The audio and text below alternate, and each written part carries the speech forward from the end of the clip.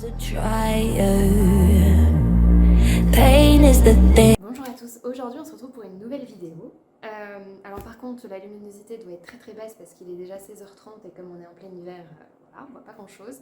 J'ai enlevé juste mes lunettes pour pas que vous ayez le reflet du poil, parce que je me suis dit que ça pouvait être désagréable pour vous. Aujourd'hui je reviens pour une vidéo plus rapide qu'hier puisque je voulais juste vous parler des vœux laineux. Alors je sais que j'avais dit qu'aujourd'hui je parlerais de lecture mais finalement c'est pas grave, on va changer de programme. Et juste avant je vais peut-être vous reparler du pull parce que je vous en ai parlé dans un bilan. Je n'ai aucune idée duquel c'était, donc du coup je vais le représenter rapidement parce qu'il me semble que je vous en avais parlé mais je ne l'avais pas présenté porté. Donc il s'agit du Salomé Sweater de Charlotte Sometimes qui a un site internet mais dont les patrons ne se trouvent pas sur Ravelry. Enfin je pense pas qu'on puisse les acheter. Enfin si, je pense qu'on trouve sur Ravelry les patrons mais on ne peut pas les acheter directement sur la plateforme, il faut se rediriger sur son site. Je vais vous redire exactement la même chose que dans la vidéo où je présentais le pull.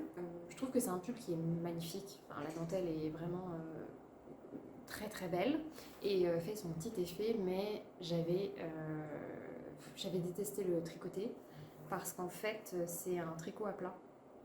Donc vous montez en aller-retour le haut, ensuite vous façonnez les manches, le haut du... pas du hook mais le haut du pull. Donc quand vous êtes sur cette partie là c'est interminable. Donc autant les rangs en droit ça va mais les rangs en vert bon, je déteste ça, donc je vous laisse imaginer mon plaisir quand on arrive sur cette envergure là.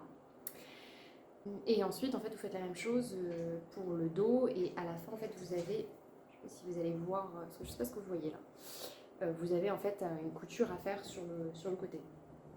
J'ai mis une éternité à faire ce pull, vraiment j'ai mis beaucoup de temps à le finir.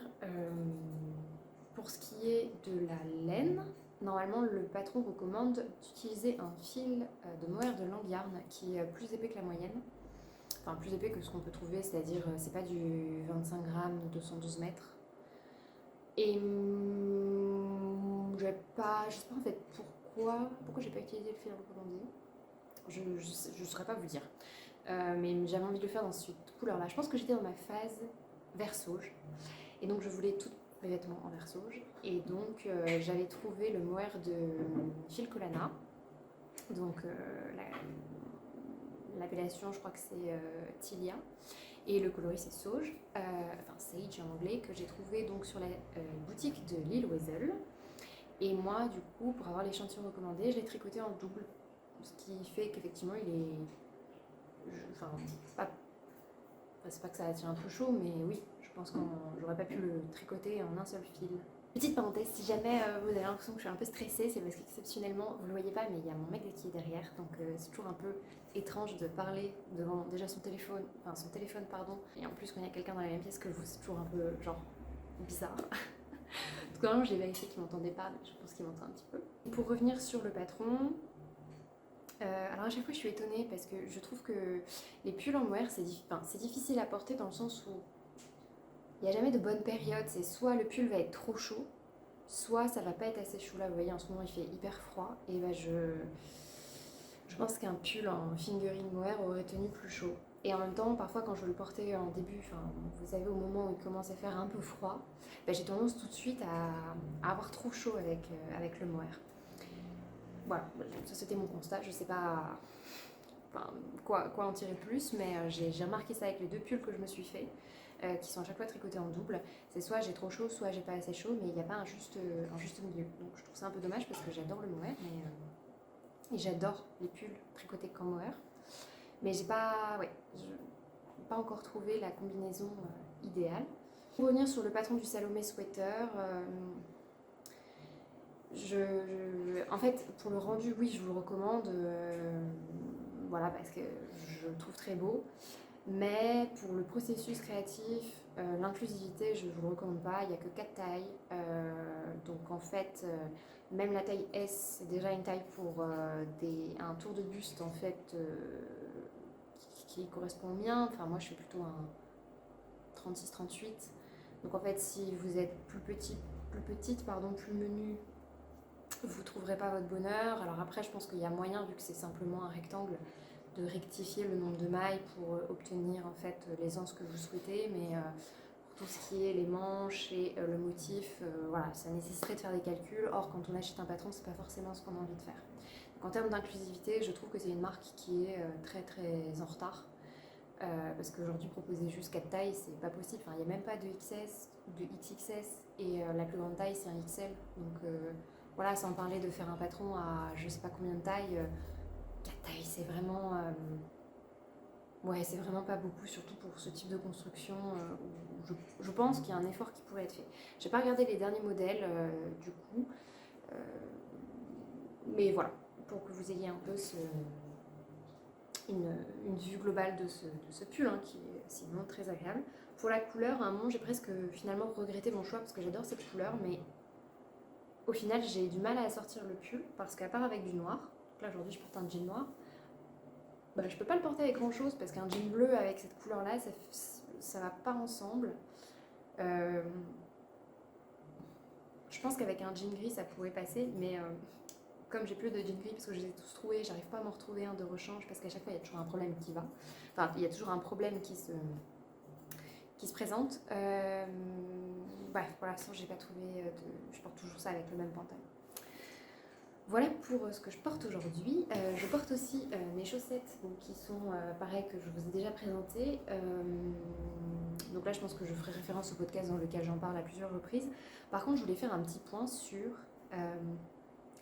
la chaleur parce que ces chaussettes là pour l'instant je les portais qu'à l'intérieur et j'étais un peu déçue parce que je trouvais qu'elles gardaient vite l'humidité alors que pourtant c'est de la laine avec un petit peu de nylon. Et je sais pas, j'avais dans l'idée que la laine, c'était censé être respirant, thermorégulateur et tout.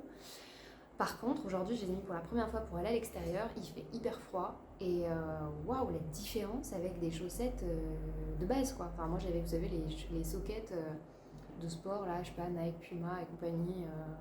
D'ailleurs, je pense que ça doit être que du synthétique. J'ai même pas, je saurais même pas vous dire ce qu'il y a dans la composition, si c'est coton synthétique.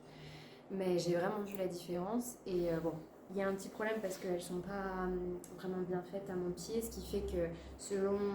Enfin, faut que je fasse attention quand je les mets dans mes chaussures, sinon en fait la chaussette se met pas bien et ça me fait une boule à un endroit du pied, donc je suis obligée de tirer dessus pour que ça se mette bien dans ma chaussure. Donc c'est pas hyper pratique parce que clairement, quand vous devez aller d'un point A à un point B, vous avez autre chose à faire que remettre vos chaussettes tous les 5 minutes.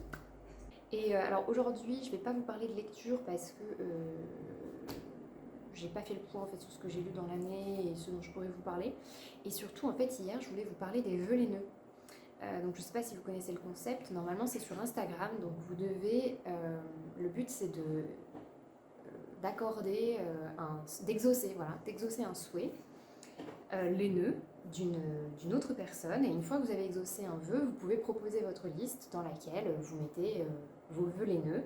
Donc, en gros, ce que vous souhaiteriez avoir autour de la laine. Donc souvent c'est des petites choses, ça peut être un mini de laine, ça peut être des anneaux marqueurs, un sac à projet, un patron. Et c'est vrai que j'ai toujours aimé le concept parce que je trouve que c'est un peu répandre de la bonne humeur et de la générosité, mais je ne l'ai jamais fait. Alors moi je ne suis pas du genre à poster énormément sur Instagram, mais j'avais envie de vous en parler. Donc ce que je vous propose, c'est en commentaire de me laisser votre liste de vœux laineux. Enfin voilà, si vous deviez faire une liste, qu'est-ce que vous mettriez dedans? Et je pense que je sélectionnerai l'une d'entre vous pour exaucer l'un de vos vœux. Et moi, en retour, alors c'est pas du tout une obligation dans le sens où en fait, je vous propose la liste pour que vous puissiez aller la voir parce qu'en fait, elle regroupe les principaux patrons qui m'intéressent en ce moment. Donc, enfin, je vais vous expliquer un peu finalement ce que j'ai regroupé dans cette liste. Mais c'est une manière aussi pour moi en fait, de vous présenter les patrons qui m'intéressent et ma réflexion autour du tricot en ce moment. Donc je me suis rendu compte que au final, et comme en couture, je manquais énormément de basiques. Quand je vais dans les magasins, au final, je me tourne toujours vers des pulls basiques, blanc cassé, blanc chiné, gris, etc. Parce que c'est ce que je mets au quotidien et certes, j'aime bien les beaux pulls, mais parfois c'est pratique d'avoir, on va dire, des basiques qu'on met régulièrement, pas forcément dans des couleurs neutres, mais pour vous donner un exemple, j'ai acheté il y a un petit bout de temps, je dirais il y a 1 an ou 2 ans, un gilet Cézanne, donc le fameux gilet iconique Gaspard. qui entre nous vieillit pas hyper bien, mais bon, que je mets tout le temps, tout le temps, tout le temps. C'est mon basique en fait. Quand je sais pas quoi mettre, j'ai un espèce d'uniforme avec le jean que je porte actuellement, ce gilet-là, le débardeur que je me suis fait, que je vous ai présenté dans ma dernière vidéo sur mes encours couture. Et c'est mon uniforme en fait de travail, ou alors de jours où je sais pas quoi mettre et que j'ai envie d'avoir quand même chaud, mais de pas être en mode trop lambda. Et donc du coup, j'ai fait un bundle en fait sur Ravelry. Alors évidemment, il y a plein de choses. J'ai mis des chaussettes aussi, j'ai mis des pulls et des gilets, mais vous retrouverez principalement des patrons basiques. Si je devais en garder, enfin ceux que vraiment de toute façon tôt ou tard je vais finir par m'acheter, ou en tout cas que je vais finir par tricoter, vous trouverez en fait le gilet loose d'Atelier Émilie, qui est une créatrice que j'aime vraiment de plus en plus. Au début, je sais pas, je passais un petit peu à côté. Et je trouve que, je sais pas, elle gagne vraiment à être connue. Enfin, je pense que tout le monde la connaît, en tout cas en France. Mais c'est vraiment une designeuse, je pense, qui mérite beaucoup plus de visibilité. Donc j'adore son gilet loose, que moi je ferais, je pense, dans une couleur basique. J'ai bien envie de faire un gilet blanc chiné. Notamment avec la laine donc, de Arweta, enfin de Filcolana, la Arweta. Il y a un coloris marzipan et je pense que mélangé avec un mohair d'un blanc légèrement différent, ça fera une petite couleur sympathique. Après j'ai vu ce mélange sur Ravelry et j'adore le rendu. Si vous avez d'autres mélanges à me conseiller pour obtenir ces couleurs un peu chinées, je suis preneuse. J'ai vu aussi qu'il y en a qui utilisaient de la drops, mais moi je la trouve un peu moins agréable à tricoter, donc ouais, je pars moins vers cette laine-là. Après, j'ai jamais testé la Flora de Drops ou l'autre qui est souvent utilisée, j'ai oublié le nom, mais il y en a une autre aussi qui est très connue chez Drops. Donc oui, donc il y aurait ça, et moi je le ferais, normalement c'est un gilet qui se tricote uniquement en mohair, et moi je le ferais en mélange fingering mohair. Donc j'ai demandé du coup à Émilie si c'était possible, et elle m'a dit du moment que tu fais juste attention à ton échantillon, il y a des gens qui l'ont fait, donc pas de souci. Pour les pulls, vous avez évidemment les pulls de petite knit, donc le Oslo Sweater, le Stockholm Sweater, qui sont des pulls basiques, mais qui sont typiquement des pulls que moi j'ai pas dans ma garde-robe, mais qui sont très pratiques en fait dans la vie de tous les jours. Alors j'aurais plus tendance en fait à porter des gilets en format pull, enfin vous voyez, à boutonner le gilet et à le porter comme un pull, mais c'est vrai qu'un gilet il faut le tricoter en aller-retour et c'est un peu ça qui me rebute. Oui, bon après j'ai mis des tops d'été, mais clairement c'est pas la saison, mais en fait ça me permet. En fait au début j'avais mis que quelques patrons, puis après je me suis dit je vais en profiter pour faire ma liste des basiques.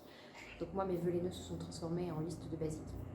Mais voilà, j'ai mis quelques petites paires de chaussettes parce que finalement là je suis encore plus convaincue avec ma paire que j'ai mis dehors. Et pareil, je pense que j'ai tricoterai dans des couleurs basiques, donc typiquement sur des chaussettes en dentelle, dans des blancs écrus, caramel, tout ça. Je pense que c'est vraiment des choses que je porterai. De toute façon, je vous renvoie vers le lien, même juste pour vous, si vous voulez regarder un petit peu si vous avez besoin de basiques, regardez la playlist. Regardez le bundle et du coup, la collection, et vous trouverez des modèles de différentes... En fait, j'ai aussi mis des modèles classiques, mais avec toujours un petit twist que j'aime beaucoup. Donc ça peut toujours être intéressant parce que parfois on découvre des modèles qu'on ne connaît pas. Donc voilà pour les vœux laineux. Donc n'hésitez pas à mettre en commentaire vous votre liste. C'est vrai que là moi j'ai surtout mis des patrons parce que s'envoyer des colis c'est très compliqué. Je trouve qu'aujourd'hui là les frais de la poste c'est hyper cher, donc c'est vrai que c'est plus facile de s'envoyer des fichiers. Mais n'hésitez pas vous à mettre vraiment tout ce qui vous passe par la tête et tout ce qui vous tient à cœur pour ces vœux laineux. Et je trouve ça dommage qu'on fasse pas la même chose en couture. Alors effectivement en couture ça devient vite plus onéreux, et moi je pense que si je devais retenir du digital ce serait 2 patrons PDF, mais le problème c'est que c'est des modèles où en PDF c'est l'horreur à imprimer, ou alors il faut du coup le faire imprimer par une entreprise. Mais je pense que les 2 modèles qui me resteraient en couture, ce serait la blouse Justine d'Apolline Patterns, sur laquelle je louche depuis 2 ans et que j'ai toujours pas acheté. Le pantalon Hussard de Maison Fauve. Et je pense que c'est principalement ces 2 modèles-là. Mais c'est vrai qu'à choisir, je pense que je les préférerais en pochette parce que c'est des modèles soit avec de multiples versions, ou alors le Hussard, je sais pas si vous vous souvenez, c'est un pantalon, un jean, et donc souvent dès que c'est des pantalons, je trouve que quand c'est un PDF, c'est soit il faut faire imprimer, parce que imprimer soi-même, c'est pas possible. Enfin, quand vous dépassez les 30 pages, c'est l'horreur, quoi. Surtout quand vous devez faire des ajustements et que vous vous rendez compte que la taille que vous avez imprimée et décalquée, c'est pas la bonne. Donc je préfère dans ce cas-là avoir le patron en A0 et le décalquer moi-même pour pouvoir aussi grader entre plusieurs tailles, et je le décalque avec une bâche plastique de chez Leroy Merlin sur les conseils de, je sais plus si c'est Emma ou Virginie de l'atelier de vie. Je vais essayer de faire plus court parce qu'en plus j'ai l'impression qu'il fait de plus en plus sombre. Donc c'est peut-être un peu plus précipité qu'hier, peut-être un peu plus brouillon, peut-être un peu plus à l'ouest ou stressé, je sais pas. En tout cas, je vous remercie de m'avoir écouté. J'espère que ce jour 6 de l'Avent se passe bien pour vous. N'hésitez pas, donc, je le redis, donc, à partager votre liste des vœux laineux, que vous l'ayez déjà posté sur Instagram ou non, que vous vouliez le faire sur Instagram ou non. Et n'hésitez pas éventuellement à faire vos vœux couturesques. Qui sait, peut-être qu'ils seront exaucés. Je vous dis à demain, normalement, pour une prochaine vidéo. Et je vous souhaite une excellente journée ou une excellente soirée selon le moment où vous regarderez cette vidéo.